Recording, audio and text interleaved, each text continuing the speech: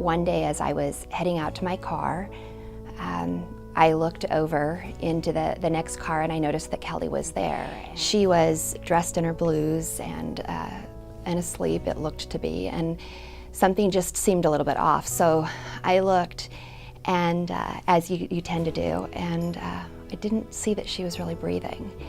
So I got out of my car and went over and tried to wake her. The door was unlocked, and my first thought was, she's so still. And I didn't want to believe what I was seeing and what I was processing. My sister was away at college, and it was just my mom and I, just home, kind of handling everything for a year. And getting to that room, it was just like, oh gosh, what is going on? And my husband and I finally got to her apartment. She let us in, and she was laying in her bed under the sheets, and we started talking, asking her what's going on.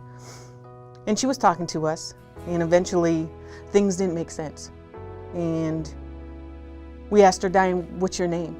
And she gave us a male's name, and something is not right. And she's, I'm so tired, I just want to go to sleep. So the next morning, I noticed about 7:40, when we start work at 7:30, that my airman wasn't at work. I started to get worried. He normally didn't answer his cell phone. He's kind of old school in that sense. I go into the group commander's office, and it's all of my leadership, and everyone's sitting there, very somber faces. And then they tell me that my airman had been found that morning, and he had decided to kill himself. Around the 1st of May of 2014, my son is finishing up his first year as a freshman in college out in California. And I go out to visit him, and he seems to be doing really well. He looks good, he seems to be in a good mood. We spent a couple days together. I was looking at him, kind of smiling at him one time, and he said, "Hey Dad, what are you looking at?" And I said, "Nah, you're looking pretty good." He's, Dad, I'm in a pretty good place. You must have done something right." And then 7 months later, on the 23rd of November 2014, first semester of his sophomore year, he takes his own life. I wrote my first suicide note when I was 9 years old, and I left it in my desk at school for like a long time. And one day it just fell out, and my teacher found it, and she pulled me out into the hall, and she was asking me "Hey, what's going on? This is some serious stuff." And I said to myself, I need to understand why. I need to understand how it is that this young man who had everything going for him, a full-ride scholarship to a top university in America, got to the point where he ended up taking his own life.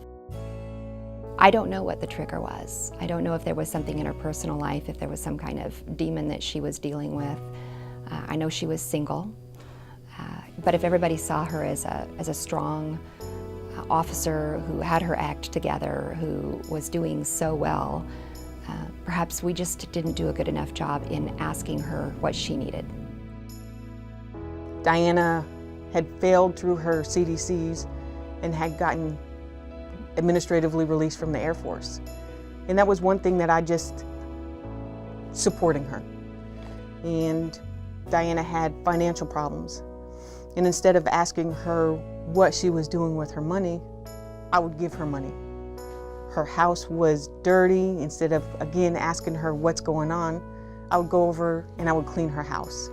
She's lonely.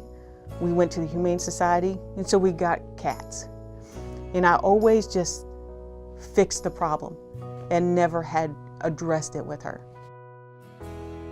Like, ask them really direct and hard-hitting questions. Don't try and beat around the bush, because my supervisor, he didn't. He was like, Jackson, you look depressed, like, what's going on?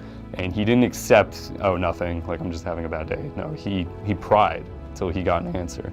And it is nosy and it does feel like that, but you are handling someone's life.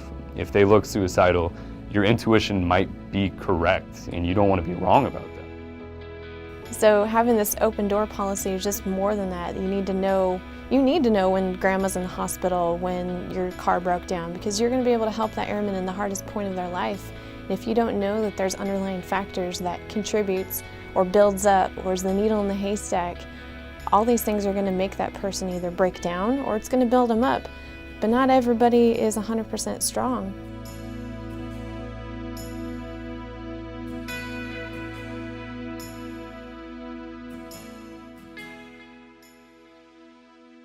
People do care, like they do naturally care. Even when they act like they don't care or they don't have time for you, they do. Like, we humans naturally care for one another, and that took me a while to understand.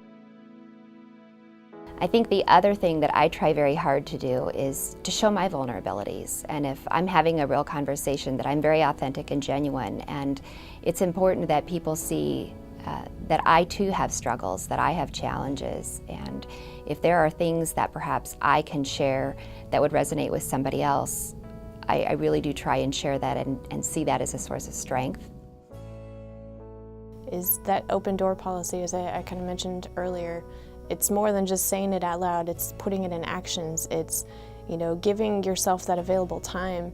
And I don't think any supervisor should be portrayed as being too busy, where an airman can't go knock on the door and vent. Maybe they need to cry, and maybe they just need to go on a mental break outside. Maybe they need a 2-hour lunch to get themselves back together. I think it's really important for supervisors to be open to that. Not everything is black and white. We can all get to the end of what I call our personal resilience rope. We can all get to the end of it, and we have to have, and this is maybe where we can do a better job in the Air Force, is building what I call social resilience. Making sure that we personally have built social resilience, healthy social resilience around us. And then we also have to, as leaders especially, make sure that we're creating environments where we are helping people build these healthy social environments. So when our squadron members, our squadron mates, go through these difficult times, that immediately there's this social resilience around them, that even though they're personally resilient, the point is going to come where they're going to get to the end of that, and that we're going to need to roll in around them with this social resilience. It's a lesson learned, that now that I see the signs, that I'm not afraid to ask those questions. Because I don't want anyone to go through that.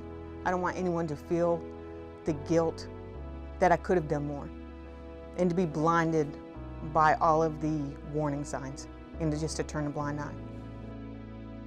I think, though, that even strong people sometimes shoulder things silently.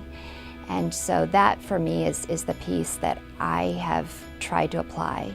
I don't want to just take things at surface value. If somebody tells me they're fine, I challenge myself to stop and ask another question that will get a deeper answer. You're not alone.